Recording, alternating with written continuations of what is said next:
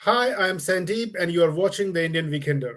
Today is 20th of October, and earlier today, National Party leader Judith Collins has announced the proposed plan back in business, which envisages to end lockdowns and reconnect New Zealand with the rest of the world on 1st of December. As those who are following us, you would know that we have been able to speak to Judith Collins earlier today, understanding more about what is in store for National's proposed back in business plan. Now, we will be going to go and speak to National Shadow Treasurer Andrew Bailey and get an understanding of what this means for small businesses and broader economy in general. But before we bring him on and join us in the discussion, just want to give you a heads up and a little bit context of what's happening with New Zealand's economy right now. So, as we all know, that the New Zealand government has been reading the high optimistic economic reports that is coming out for New Zealand economy every time New Zealand has gone into a lockdown. We have been seeing a high GDP rates. We have been seeing a very low unemployment rate. We have been seeing a reasonably good, strong business confidence as well in the broader economic outlook. We have got some nervy news of rising inflation in the recent past, but over and all, basically the outlook has been very optimistic, and government has been showing that optimistic outlook whenever it has been quizzed or probed about economic impact of continuous lockdown on New Zealand's economy. On the other hand, we also know we have learned from anecdotal experiences from small businesses owners. We have been hearing stories of business failures, cafes, restaurants, retails, barbers. They have been without any commercial business opportunity, at least for the last 8 to 9 weeks here in Auckland. So there is a kind of a gap. We don't know what exactly is the real situation when we are looking into macroeconomic outlook. All seems to be well, but when we are hearing the anecdotal stories of these small businesses, there lies a huge pain. So it is against this backdrop that National has come up with this back end business plan, and we would like to go and invite their shadow treasurer Andrew Bailey and get an understanding of what's in store. So welcome to our virtual studio today, Andrew. How are you today? Very good, thank you. And I'm back in Wellington. Yes, well, that's the news back in Wellington. So how's the life there in level two? Like just Well, enlighten us Aucklanders here. well, I spent 8 weeks in lockdown like everyone else, and I've come back to Wellington. It's like two different worlds. We are seeing the pain, the suffering, not just financial costs, but people having to live in smaller houses, the social costs, the mental issues that are rising now, as well as the financial strain for small business owners and their staff. Whereas down here, we've just released the plan this morning, and a lot of the focus was on how we must stay in lockdown to protect, and that just runs counter to the whole argument of we actually need to think about how we get out of lockdowns. It's so damaging, and what's the pathway to get out of it. And that was part of what was in our plan today. Right. Yeah. Now I will come back and talk elaborately about the plan. Like probably your plan has touched upon every aspect, like wage subsidy and support for businesses. But can you just give us a broad idea, like what this plan aims to achieve for the economy, New Zealand's economy? Okay. So the plan is it has a specific focus. The focus is, if we were in government today, what would we do today to deal with the issue of COVID? So it's not presenting a long-term economic plan. It doesn't go into infrastructure. It doesn't go into a whole range of, how we better utilise our intellectual property in New Zealand. It is a plan that if we were in government today, we could announce and implement basically within, a few weeks. And so that's a very short-term plan. So the key elements to it are the four key elements. The first one is what we do for Auckland, now in the 64th day of a lockdown, and actually Auckland's now approaching one of the longest lockdowns of all cities around the rest of the world. It's a staggering statistic. So what we're saying, for those who are in lockdown at the moment, business owners, we, from week 9 and 10 and onwards, and there's talk that's going to carry on to 1st of December, we think we should shove up and increase the wage subsidy to the minimum wage. So that would mean a full-time equivalent would go from $600 to $800, similar increase for part-time. We would do that. We would certainly increase the wage, the resurgence payment requirement. We would decrease it from 40% drop in revenue to 30%, which means more companies would be able to access it. Those two packages are worth about 100 million a week.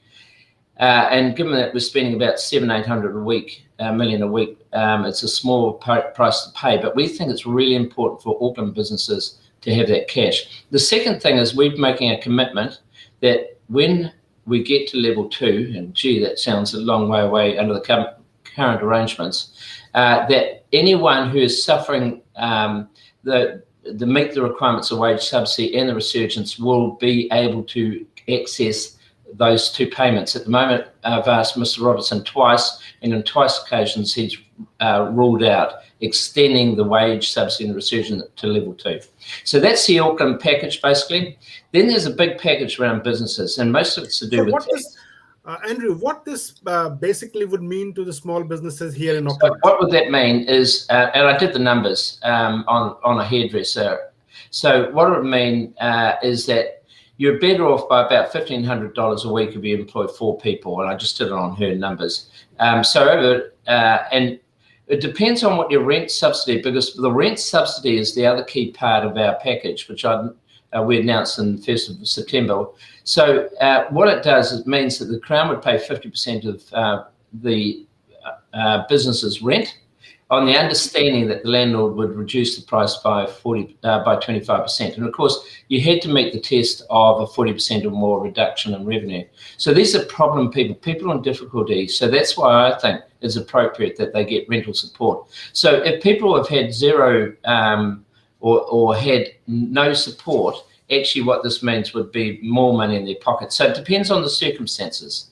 But I worked through an example, and gee, it's been interesting. I looked at for the hairdresser with 4 people. Her business has racked up $67,000 of losses as a result of the lockdowns, and that means that she's had to write out a check for $67,000 so far. That's why we're saying we should increase the rates at this stage. Right. Okay. Well, so then there's a business package, right, which is really important. So number of players there. First of all, we want to reduce the tax rate for small businesses, those employing less than 19 people or fewer than 19 people, or have an income tax, profit before tax of less than 70,000. We're going to say that you should pay tax only at 17.5%. The advantage of that is if you don't pay that money out, you can keep that extra cash that you're not paying towards tax and build up your cash reserves in your business. The second thing, we're going to extend the loss carryback scheme for the next 2 years. So a lot of businesses will be making losses this year. Under the current arrangements, the government said you can't access your, can't claw them back against prior profits. We're saying for the next 2 years, you should be able to, if you're still making losses, you should be able to offset that against your prior 4 years worth of profits, which is again a way of just getting more cash because people do not have to write out a check for tax. There's a whole lot of other changes. We're going to reduce or increase the threshold at which minimum that low income workers.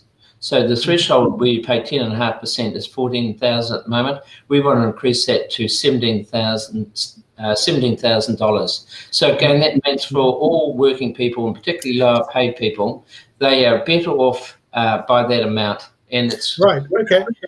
No, I do understand that. Well, that's a reasonably well solid support for the businesses, which probably this government has not been able to put forward to. Like, their approach has been more with the worker support response to the COVID rather than with the business support. So, but even that is my view has been missing, because the resurgence payment covers sort of admin overheads, but it really does not contribute towards the cost of rent. And that's why, if you've been lucky and you've got a generous landlord, and there have been some, that's the missing element. That's why the rent subsidy is the most crucial part of that. Yes, sure. And I think probably National has already announced that probably in end of September. So what have you heard from businesses? Like, have they picked up? They have said that this is a good policy. They have come back with the feedback. Well, the other aspect we've done is we've actually targeted specific sectors. So the tourism, accommodation, and the events sectors, there's specific proposals in there to support them because they are ones who are really struggling, and the retail. So for instance, in the retail, we're going to clear away all the requirements to allow al fresco dining on streets, on pavements. So just allow that to happen. We did it for the World Cup. Why don't we do that? For the events industry, for instance, we're going to underwrite 50 million of events insurance so that event organisers have the confidence to go ahead and do them. And they can if they have everyone vaccinated and give proof. For the tourism sector and the accommodation sector, we're going to say that every person who's been fully vaccinated over the age of 18 will get $100 worth of vouchers that they can spend in these shops and hopefully locally to support those damaged sectors at the moment. So there's a couple of other things. So that's very tailored towards that. But generally going up a level, employment, manufacturers, business New Zealand, exporters New Zealand, there's an element of that opening up New Zealand, and the events, hospitality, all those people are very, very supportive of this package because it's something specific and tailored towards where the need needs to be spent. All right. Okay. Now, talking about this vaccination thing, actually, you are saying that under this plan, you are aiming to get New Zealanders vaccinated up to 85-90%, and then you will be good to go. So basically, you are. So do you reckon that businesses, they are ready to take up that responsibility in terms of allowing the vaccination certificates for getting the guests or the customers into the businesses and using that legal power to basically impose a requirement on them? Hey, well, the first thing as a government, you've got to trust businesses and business owners and the people that work in them, right? No one wants to work in an unsafe environment. And in the main, people do the smart thing, right? And how many thousands of people gone and got double vaccinated in the hope that if they did, they were going to be able to get their lives back into normal arrangements, but haven't been allowed to. So our start point is let's trust businesses. They know what to do. Let's give them the tools. Let's provide them with the antigen testing that can be done daily. Do it all easy. Allow them to do what's right. And in terms of the requirements, we've said quite clearly we need to make sure that the employment law is very, very clear on that, so that if there's a health and safety issue with customer-facing staff, then the employer should be able to actually require the staff in that situation to get vaccinated. And obviously there's a choice of putting them into other areas if they're not prepared to, but that should be without claim of personal grievance or constructive dismissal. And the other thing is let's be clear, if a business wants to stop or only require customers who've been vaccinated to come into their shop, then they should have the power to be able to see the vaccination certificate. In New Zealand are doing it already. So let's just clear up the rules and make it easy for people. They'll do the right thing, provide them business owners with the right tools, and they will manage it well because no one wants to have an unsafe environment. Right. Okay. Now, coming back to, again, the support for small businesses and the broader business sector, like National has been saying that an immediate write-off of 150,000 kind of cost on the new plant, equipment, and any related, software or any asset over there to stimulate investment. So can you explain a little bit more how it was going to help those small businesses? Well, it's classic.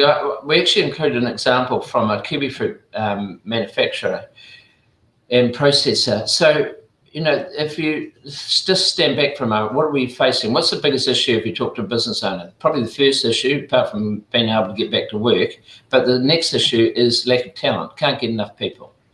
And we also, at New Zealand level, have a productivity issue.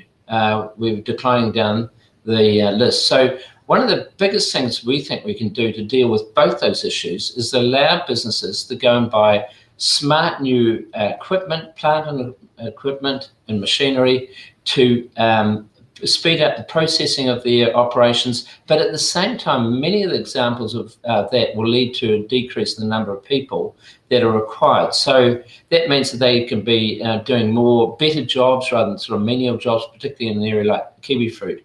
So the example I've given is there's a packing line that puts stuff into cartons. normally the traditional, if you go into a kiwi fruit packing house that has about 5 people on that line, this one new machine, cost of 200,000, means that it could be looked after by a person just checking it every now and again. So the 5 people, trying to get them during a busy season of growing when they could be out picking fruit, which is probably the biggest priority. And so that we're saying, allow business the write-off up to 150,000 immediately against their profits, which means they don't have to pay tax. And that means that they can put that towards buying that new equipment. Sure. And I do what, if you want to drive productivity and want to modernise New Zealand and deal with the immigration, this has got to be number one strategy. So, Andrew, can you explain this policy in terms of, say, a small cafe or a restaurant, how they would be able to use this policy to basically, how this policy will help those, dairy owners, those kind of people? Yeah, probably a little bit different because, they'd be able to go and buy plant, like a new cafe machine, which might mean it's a better offering for them. It mightn't necessarily lead to a productivity gain or a saving on staff, but you actually might come up with a better machine, which is probably better for customers. But I think this policy is particularly directed at the manufacturing industry, the manufacturing processing industry, where you have big production lines, or you just want to speed up an operation in your factory down back of Auckland, that like a printing machine that requires, if you've got a print, for instance, if you've got a binding line, it might have 8 people on it. Go and buy the latest equipment, might only need 3 people on it. That means that those other people, it's not a case of firing them, it's a case of saying, well, why don't you go, rather than put books into the hopper line, why don't you go and do something much more productive for us in a different area? And that's retraining and all that sort of stuff. But if you can't get staff, then often what happens right now is they can't run the machine, or they have to run at half speed. Okay. So under your plan, is there any specific policies for these small businesses? I'm talking more about cafes, restaurant, these kind of businesses, because they are the one actually who are not being captured by any big, broader macroeconomic outlook and the data, and they are facing the maximum brunt of these lockdowns. It's particularly for cafe and those. See, so you've got a number of things. One is that first of all, they're going to pay a lower rate of tax if they earn less than 70,000, or if they're losing money, they will be able to call back their profits, so they won't, against their previous profits, so they won't have to write out as much tax. That's one issue. We're trying to stimulate the events industry that may have a flow-on effect. We're also allowing for cafe owners, where we've got restrictions, these restrictions saying you can't have so many people in your shop. We're saying we're going to allow people to operate out on the street and to deal with the spacing elements. And then we've got low-income people will be on a lower rate. Anyone who's working will benefit from the increase from 14 to 17,000 at the 10.5% tax rate. So you're going to need to see it in the totality. Sure. Different people will benefit from different parts, but it's no one bit that will. And also, what we're saying to them right now, if you're in lockdown, we're going to pay you more. We're going to increase the wage subsidy. We're going to increase and make sure at level 2, you're also able to access the resurgence and the wage subsidy, because at the moment the government's ruled that out. Fair enough. Okay. Well, that would be, I think, that will force the government to think and how they respond on when Robertson comes out on this Friday and announce their support, the financial support. Well, I'm not holding my breath, because I asked them today in question time, and he to a serious question such as the right of the asset, he laughed at it. So I'm looking forward to seeing what Mr. Robertson has to say, but I'm very worried about businesses. This is about putting money into the back pockets of businesses, in many cases, who are now so desperately short of cash that let's hope it's going to be not more pronouncements, but actually some real money delivered to them tomorrow or the next day, because they need it as soon as possible. Right. Okay. Now, Andrew, tell us more about the tax cut that you are talking about. Bringing back the tax cut in the current COVID environment. How do you think it will help the New Zealand economy and New Zealand workers and Kiwi people? So the number of tax things. So are you talking about the lower tax rate, or for people, or are you talking about the lower tax rate for small businesses? Well, I'm talking about the lower tax rate about the small businesses. Oh yeah. Hey, look, the way that works is if you earn less than 70,000 in profit before tax, or you employ 19 or fewer staff, you will only have to pay tax at 17.5%. That's a 2-year commitment. And the reason for that is that we just think these are the businesses that are most affected at the moment. On our estimation, that would mean about 100,000 businesses would be able to take advantage of this lower tax rate. And what that means is, let's say you report a tax at 70,000, you do not have to write out a tax bill for the 28%. You'd write out the equivalent amount, but only based on 17.5%, which means if you keep that money, keep the profit that you don't have to write a tax bill for, you can keep that cash in your business and help replenish your cash or pay back your bank over time. And that's the key part of it, trying to help businesses get cash. And the big issue I've got in terms of what's going to happen is not going leading up to Christmas. And January, you have to pay provisional tax. One of the things I'd like to do is push that out. But when businesses come to March, they've got to pay prop tax in February, they've got to pay terminal tax. This is when we're going to see a lot of businesses falling over, because simply they will not have cash and they will not be able to go to their bank to pay that tax bill, whether it's provisional or terminal. And that's when I think we're going to see a lot more businesses fall over, unfortunately. Right. Okay. I think, yeah, we have gone through quite comprehensively on this supporting the businesses during the COVID. Now we would like to know and understand, what's national plan to help businesses in next 2 years after we have get over this. Well, look, crucial. Look, we've got to stop being in damaging lockdowns, contrary to the media view and the government's view.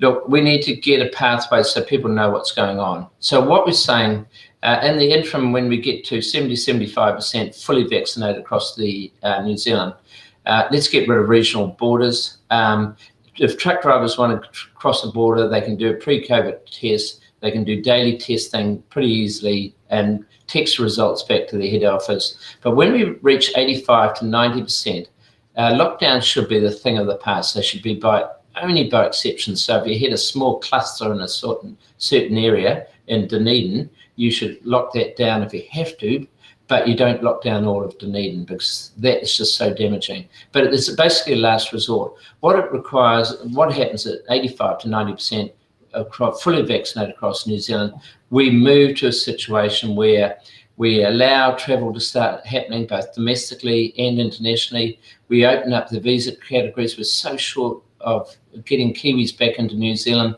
If they come from a low-risk country and they've been pre-tested before they get on the plane, then they can just come here and get on, and we can obviously supply, if they're going to work, they can have daily testing if need be.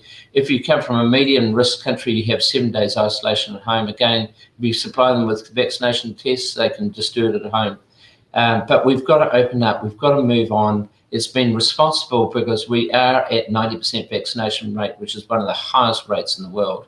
And if we achieve that, and we should be, and our big challenge to the government is that this should happen by the 1st of December. And just like any business owner, that's your sales target, or that's your COVID target, work backwards and work out how you're going to get there. Well, that is a major challenge, that immediately after National has announced the deadline of 1st of December, I think some of the experts, they have come out saying that probably that's not a good idea to have a deadline. Of course. And simultaneously, government has also kind of, hit back on National, saying that your National's plan is changing or is being inconsistent. No, look, with the document, I know they like to say that we're in disarray. We're not. We're quite clear that we've been clear for some time, and Judith was again very clear this morning. The magic figure is 85 to 90%. Once we hit that fully vaccinated rate, which we should hit by the 1st of December, that's when we should move to a different pathway, which means businesses should be able to operate as long as they do the right thing and all those sort of protections. We're not saying don't do all that, but we're just saying we should be moving into an area where we don't talk about damaging lockdowns. We're actually talking about aggressively suppressing COVID lockdown, COVID when it rears its ugly head, and have the means and use the technology. There's so much technology available at the moment, but we're not utilising it. So it's a move to a pace of aggressive suppression.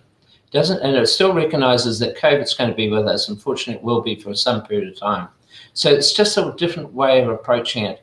Because I tell you what, you can't have 62 days of lockdown, one of the longest periods of any city in the world, and think that's bee's knees, and keep blowing another $4 to $5 billion bucks. I understand what you're saying, and probably that makes a lot of common sense as well. But the problem is, and that is where probably the national will have to deal with that problem, is that Kiwis in general, they haven't shown, they haven't yet turned off their support for the lockdowns, as we've seen. So is it fair to say that right now, New Zealanders, they are under some kind of morphine where we are not experiencing the financial mayhem that is waiting for us outside on the other side of the pandemic? Hey, well, I think it's really unfair for people who've gone and got double vaccinated, and they've been held ransom, partly by the government, been so conservative on this issue. Look, if you've done double vaccinated and all your staff at a business are double vaccinated, and you have strict rules on testing, and you have strict rules on who comes into your premises, why shouldn't they be allowed to operate? That's the big question. Well, all we've had is this blanket approach of saying, well, you can't, and if you move anywhere, we're going to see massive problems with COVID deaths, etc. I've got to remind you that there's 85,000 surgeries that have been delayed under this COVID lockdown.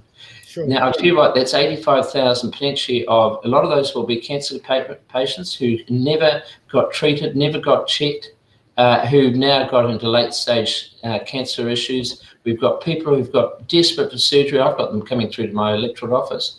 There's substantial issues with it. So we're not saying don't be prudent with COVID. Gee, we agree with that. I've been double vaccinated. We're all doing that. We're saying act quickly, because we cannot carry on having damaging lockdowns. Surely, well, that makes sense. I think, we had this very good comprehensive discussion around this back-end business plan. And I think, before I let you go, I just want to understand that how quickly you would be able to implement this plan if you were in the government. Oh, look, the measures are basically there. The one where we probably just need to do is make sure we've got the boundary issues around the 17.5% tax rate, but that's pretty simple. Stop companies from restructuring or etc. But the rest of this could be implemented, virtually straight away. You could announce it and make it literally by the time you pass the legislation, which you'd have to do in some cases, but a lot of it could be done by regulation, which doesn't need to go through Parliament.